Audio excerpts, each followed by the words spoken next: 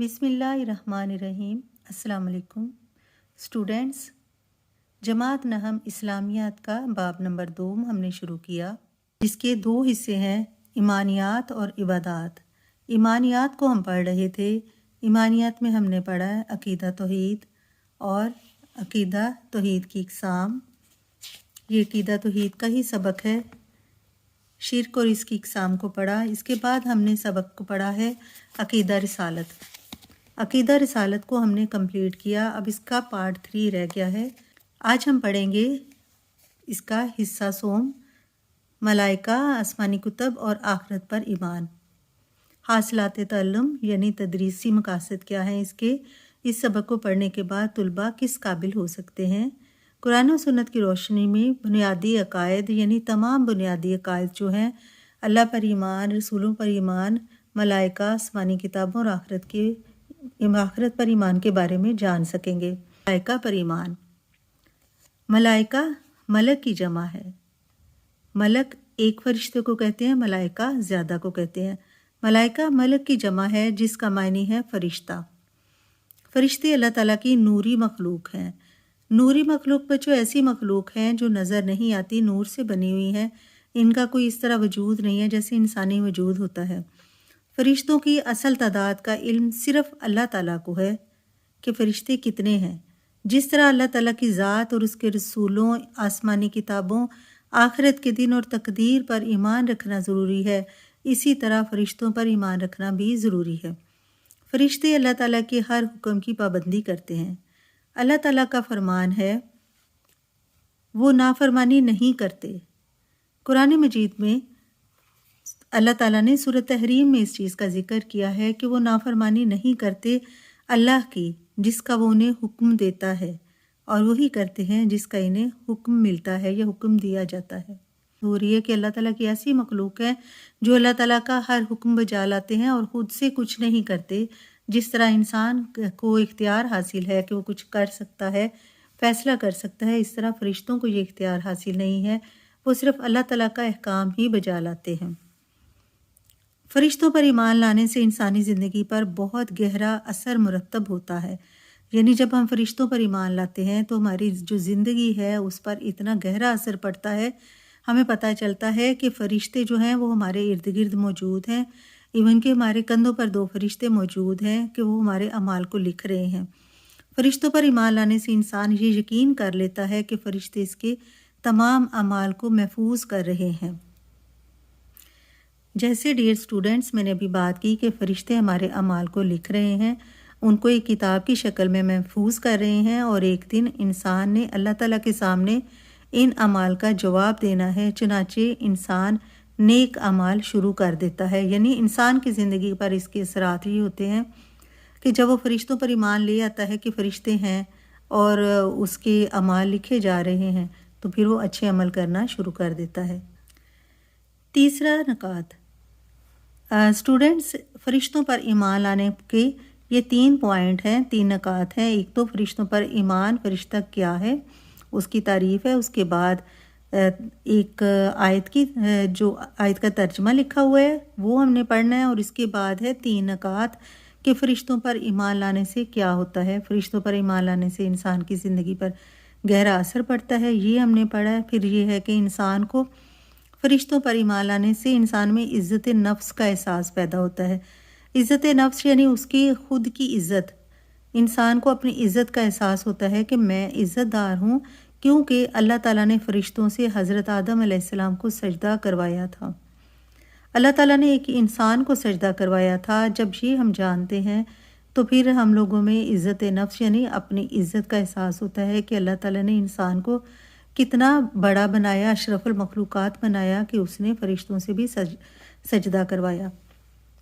तीसरा नकात ये है, कुरान मजीद के मुताबिक फ़रिश्ते अल्लाह ताला की नुसरत और मदद लेकर नाजिल होते हैं। नुसरत कामयाबी और मदद। किसी काम में भी इंसान को अल्लाह ताला की मदद की ज़रूरत होती है तो फ़रिश्तों के ज़रिए ही इंसान की मदद करते हैं। लिहाजा फ़रिश्तों पर ईमान लाने से इंसान मायूसी का शिकार नहीं होता। लिहाजा इसलिए फ़रिश्तों पर ईमान लाने से इंसान मायूसी का शिकार नहीं होता। انسان مایوس نہیں ہوتا، اسے پتہ ہے کہ فرشتوں کے ذریعے اللہ تعالیٰ میری مدد کریں گے، کیونکہ اس کو یقین ہوتا ہے کہ مشکلات کے وقت فرشتے اللہ تعالیٰ کے حکم سے نصرت اور مدد لے کر نازل ہوں گے۔ بچوں یہ 3 پوائنٹ ہو گئے ملائکہ پر ایمان کے۔ اس کے بعد اگلا جو ہے آسمانی کتب پر ایمان، اس کو ایک ہی چیپٹر میں ان تینوں کو الگ الگ پڑھا گیا ہے۔ ملائکہ کو ہم نے پڑھ لیا، اس کے بعد ہم پڑھیں گے آسمانی کتب اور بعد میں آخرت پر ایمان۔ تو اسٹوڈنٹس، آسمانی کتب پر ایمان کے بارے میں ہم پڑھیں گے کہ آسمانی کتب یعنی کتاب کی جمع کتب ہوتا ہے۔ آسمانی کتابوں پر ایمان رکھنا بنیادی عقیدہ ہے۔ بنیادی یعنی ایک مسلمان ہونے کا سب سے پہلا جو عقیدہ ہے، ایمان ہے، وہ یہ ہے کہ آسمان سے کتابیں اللہ تعالیٰ نے اپنے انبیاء کرام پر نازل کی۔ آسمانی کتب سے مراد وہ کتابیں ہیں، یعنی آسمانی کتابوں سے مراد اس کا مطلب یہ ہے کہ وہ کتابیں جنہیں اللہ تعالیٰ نے انسانوں کی ہدایت کے لیے اپنے رسولوں پر نازل فرمایا۔ یہ کتابیں اللہ تعالیٰ کی طرف سے ہدایت اور رہنمائی یعنی راہ دکھانے کا، راہبری کرنے کا، سیدھا راستہ دکھانے کا ذریعہ ہیں۔ اللہ تعالیٰ نے آسمانی کتابوں پر ایمان لانے کا حکم دیا ہے۔ اللہ تعالیٰ نے کئی انبیاء کرام علیہ السلام پر آسمانی صحیفے اور کتابیں نازل فرمائیں۔ اسٹوڈنٹس، صحیفے کہتے ہیں ایک چھوٹی کتاب کو، اور کتابیں یہ ایک تھوڑا بڑی کتابیں جو ہوتی ہیں ان کو کتابیں کہتے ہیں، اور جس میں تھوڑا سا بتایا جائے۔ اردو زبان میں صحیفہ ایک رسالے کو بھی کہتے ہیں، جس کے صفحات کچھ کم ہوتے ہیں۔ اس طرح اللہ تعالیٰ نے کچھ انبیاء کرام پر آسمانی صحیفے اور کتابیں نازل فرمائی، جن میں سے 4 کتابیں زیادہ مشہور ہیں۔ تو یہ اسٹوڈنٹس آپ گریڈ 2 سے پڑھتے آ رہے ہیں، تورات، زبور، انجیل اور قرآن مجید، اور جن انبیاء کرام پر یہ نازل ہوئی ان کے نام۔ ان کتابوں میں دین کی بنیادی تعلیمات جیسے توحید، رسالت، آخرت پر ایمان اور اعمال کی جزا و سزا وغیرہ مشترک ہیں۔ یعنی تمام کتابوں میں ایک ہی چیز بتائی گئی ہے کہ اللہ ایک ہے، رسول پر ایمان لانا، آخرت پر، اور اعمال کے بدلہ ہمیں ملے گا، اور اچھے اعمال کی جزا ملے گی، برے اعمال کی سزا ملے گی۔ یہ تمام کتابوں میں بتایا گیا ہے۔ البتہ شریعت کے قوانین ہر کتاب میں الگ ہے، یعنی اسلامی قوانین جو اللہ تعالیٰ کے تھے بنائے ہوئے، وہ ہر کتاب میں مختلف ہیں۔ زمانے کے لحاظ سے ان میں تبدیلی آتی رہی ہے۔ قرآن مجید نے پہلی تمام کتابوں کے احکام کو منسوخ کر دیا۔ سب سے آخری کتاب جو ہے بچوں وہ قرآن مجید ہے، اور اس میں کچھ پہلی کتابوں کے جو احکامات تھے ان کو منسوخ کر دیا گیا، یعنی ان کو منع کر دیا گیا، ان کو ختم کر دیا گیا۔ اب ان کتابوں کے احکام پر عمل کرنا ضروری نہیں۔ اب ہمیں صرف اور صرف قرآن مجید کے احکام پر عمل کرنا ضروری ہے، ان کتابوں پر عمل کرنا ضروری نہیں، بلکہ صرف قرآن مجید کے احکام و قوانین پر عمل کرنا ہی لازمی ہے۔ اس کے بعد اسٹوڈنٹس آخری جو حصہ ہے اس چیپٹر کا وہ ہے آخرت پر ایمان۔ عقیدہ آخرت پر ایمان لانے کا مطلب یہ ہے کہ دنیا کی زندگی کے بعد بھی ایک زندگی ہے، یعنی ہمارا جو ایمان ہے وہ اس چیز پر مضبوط ہونا چاہیے کہ اس دنیا کے بعد ایک آخرت کی زندگی ہے جو کبھی بھی ختم نہیں ہوگی، اور جو موت کے بعد شروع ہوگی یہ ہمیشہ کی زندگی ہے جو کبھی ختم نہ ہوگی۔ قیامت کے دن اللہ تعالیٰ تمام انسانوں سے ان کے اعمال کا حساب لے گا۔ نیکوکاروں کو جنت میں بھیج دیا جائے گا، اور برے لوگوں کا ٹھکانہ، ان کا رہن جہنم میں ہوگا۔ قرآن مجید میں بار بار عقیدہ آخرت پر ایمان لانے کی تاکید کی گئی ہے۔ عقیدہ آخرت پر یقین انسانوں کو درس دیتا ہے، یعنی سبق دیتا ہے، سمجھاتا ہے کہ یہ دنیا عارضی اور ختم ہونے والی ہے۔ عارضی یعنی یہ دنیا بالکل وقتی ہے، اس نے ایک دن ختم ہو جانا ہے۔ ایک دن ایسا آئے گا کہ ساری کائنات، تمام دنیا فنا ہو جائے گی، ختم ہو جائے گی، لہٰذا انسان اس دنیا میں جو اعمال کرے گا ان اعمال کا پورا بدلہ انسان کو آخرت میں مل جائے گا۔ عقیدہ آخرت پر ایمان زندگی میں اہم کردار ادا کرتا ہے۔ اسٹوڈنٹس، جب ہمارا ایمان مضبوط ہوگا آخرت پر تو ہماری زندگی میں کیا تبدیلی آئے گی؟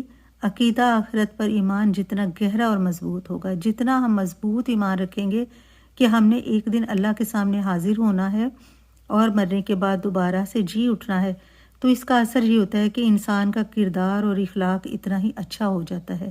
انسان کو اپنے اعمال کی فکر رہتی ہے اور وہ سوچتا ہے کہ میں نے اپنے اعمال کا جواب دہ ہونا ہے، کیونکہ اسے یقین ہوگا کہ میں نے اپنے اعمال کا حساب دینا ہے۔ آخری پوائنٹ ہے، عقیدہ آخرت پر ایمان رکھنے والا شخص ذمہ دار اور حقوق ادا کرنے والا بن جاتا ہے۔ اس میں اظہار و قربانی جیسی صفات پیدا ہو جاتی ہیں اور اس کے اخلاق و کردار کی درستی ہو جاتی ہے۔ اس کا مطلب ہے اسٹوڈنٹس کہ جو بندہ عقیدہ آخرت پر مضبوط ایمان رکھتا ہے وہ ذمہ دار ہوتا ہے، اسے پتہ ہے کہ اللہ تعالیٰ نے کا حق مجھ پر ہے، انسانوں کے حقوق مجھ پر ہیں، اور وہ حقوق کو ادا کرنے والا بن جاتا ہے۔ اس پر دوسروں کے لیے وہ بالکل مخلص ہو جاتا ہے، اس میں قربانی جیسی خوبیاں پیدا ہو جاتی ہیں کہ وہ دوسروں کی خاطر قربانی دیتا ہے اور خود کو پیچھے رکھ لیتا ہے۔ اس کا اخلاق اور اس کا عمل، اس کی شخصیت کی درستی ہو جاتی ہے، بہتر ہو جاتی ہے۔ یہاں تک بچوں ہم نے اس چیپٹر کی ریڈنگ کی ہے اور مجھے امید ہے کہ آپ کو اس کی اچھی طرح سے سمجھ آئی ہوگی۔ باب دوم کا پہلا حصہ جو تھا اس کو ہم نے کمپلیٹ کر لیا ہے، ایمانیات کو۔ اس کے ہم کریں گے معروضی سوالات، اس کے بعد انشاءاللہ اگلی جو ہماری ہوگی ایکسرسائز وغیرہ، اس میں ہم تمام سوالوں کے جوابات لکھیں گے۔ درست جواب کا انتخاب کیجیے۔ ملک کا معنی ہے، تو جیسا ہم نے پڑھا تھا، ملک کا معنی ہے فرشتہ۔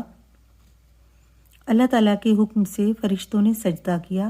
کس کو سجدہ کیا تھا؟ حضرت آدم علیہ السلام، حضرت نوح علیہ السلام، حضرت موسیٰ علیہ السلام، حضرت عیسیٰ علیہ السلام۔ تو بچوں جیسے کہ ہم سب جانتے ہیں، پارٹ 3 ہے اسٹوڈنٹس، فرشتوں کے ہر وقت انسانی اعمال کو لکھنے سے انسان کے اندر جذبہ پیدا ہوتا ہے۔ کون سا جذبہ پیدا ہوتا ہے؟ جب انسان کو پتہ چلتا ہے کہ فرشتے ہر وقت انسانوں کے اعمال لکھ رہے ہیں، تو اس میں احساس ذمہ داری کا جذبہ پیدا ہوتا ہے۔ وہ ذمہ دار انسان بن جاتا ہے کیونکہ میرے اعمال لکھے جا رہے ہیں اور میں اس کو بہتر طریقے سے ادا کروں۔ تمام آسمانی کتابوں کے احکام منسوخ کرنے والی کتاب ہے۔ کون سی کتاب ایسی تھی جس کی وجہ سے پھر تمام آسمانی کتابوں کے جو اس میں احکام تھے، جو حکم دیے گئے تھے، ان کو منسوخ کر دیا گیا، ان کو کراس کر دیا گیا کہ اب صرف اس کتاب پر ہی عمل کرنا ہے؟ قرآن مجید، تورات، زبور، انجیل۔ تو درست جواب ہے قرآن مجید۔